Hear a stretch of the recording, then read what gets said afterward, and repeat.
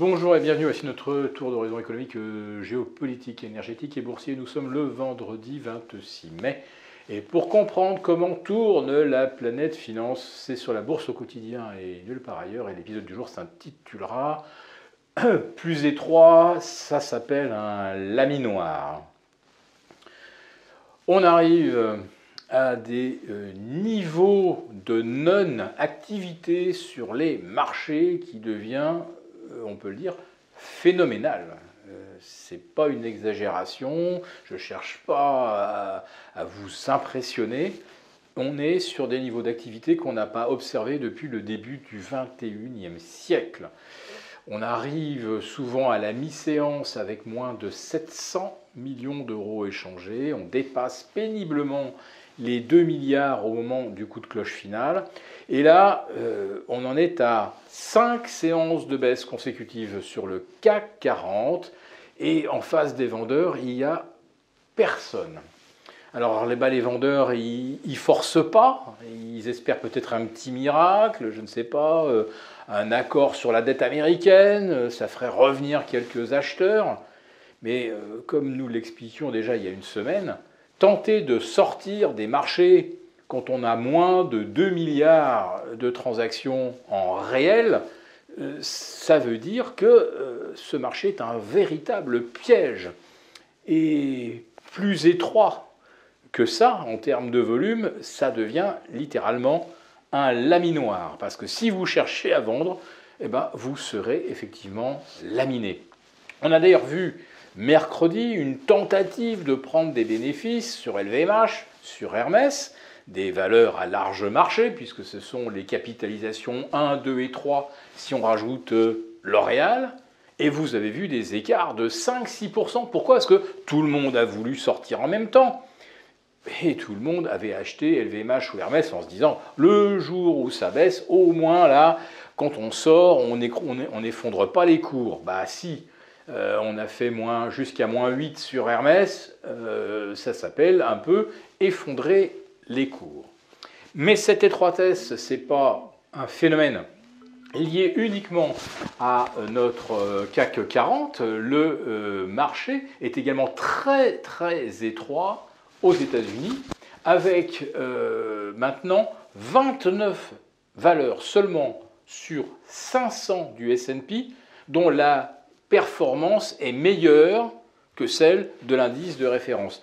Alors pour le Nasdaq 100, je n'ai pas regardé, mais je crois qu'on doit être autour de 12 ou 15 titres, pas plus. C'est aussi une configuration qui est absolument exceptionnelle, puisque généralement, quand on est sur des niveaux de record historiques, comme on l'était à Paris, à Francfort il y a quelques jours, on est sur au moins 40-50% de valeur au-dessus d'un précédent record et au-dessus de la moyenne du marché. Là, vous en avez 29 sur 500, c'est quelque chose là aussi d'assez unique depuis le début du XXIe siècle.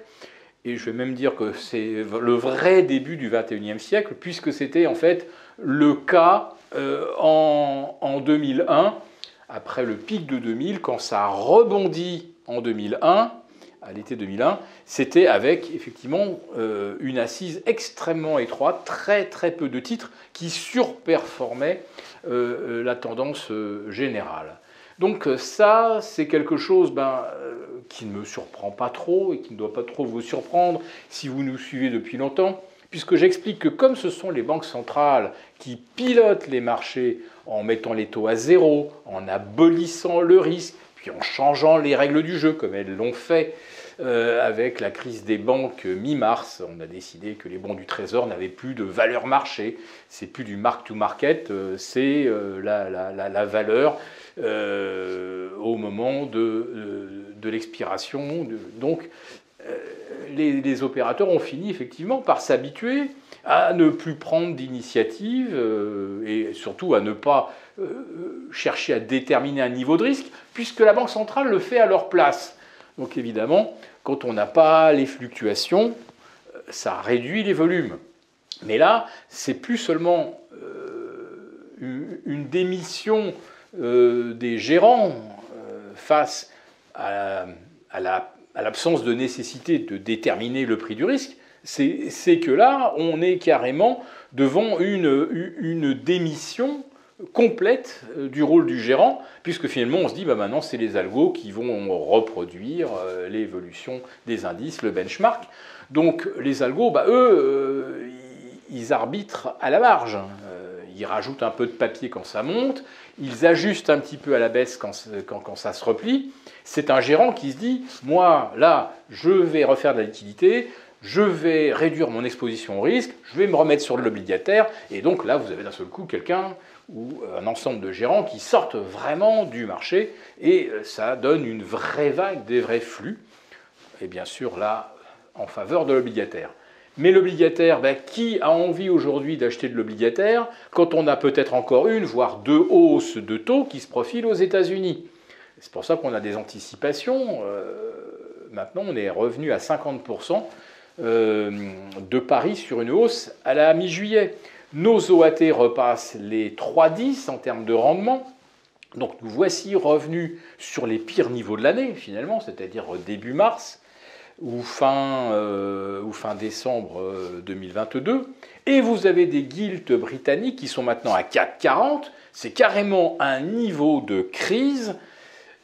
L'Angleterre qui est peut-être le canari dans la mine avec ce risque énorme d'une perte de confiance qui contraindra la Banque centrale d'Angleterre à intervenir massivement comme elle avait fait en octobre dernier.